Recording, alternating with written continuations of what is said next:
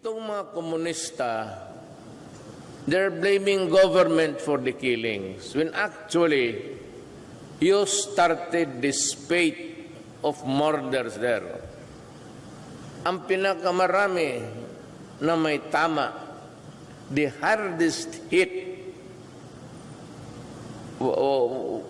group of government men are soldiers, policemen, and people who are openly for the government and mga barangay captain.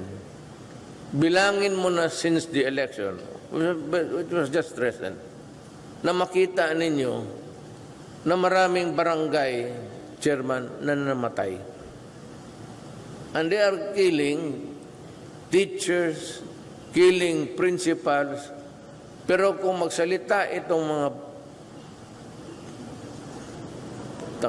may bisita lang eh. Mga, wag ninyo akong lukuhin kay galing ako dyan. Let us not, I've been there. You know I've been there.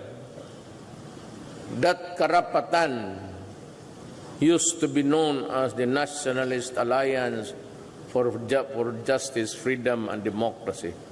I was the chapter president. And karapatan is a front. Just like our barangay captains are our legal fronts. Kayong mga karapatan, mga samahan ng mga demonyo ng Pilipinas, mga, what you did in Negros, is not just fighting.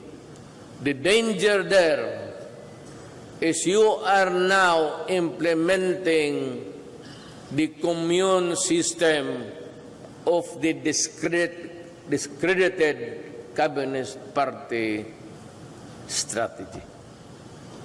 Guys, I've sent people to China. Those who surrendered, diretso, punta kayong China.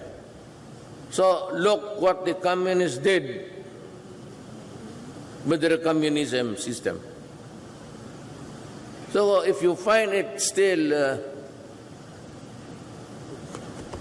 viable for this country, then I will join you. But look at China now. It's the party is only there to control the government. Otherwise, it will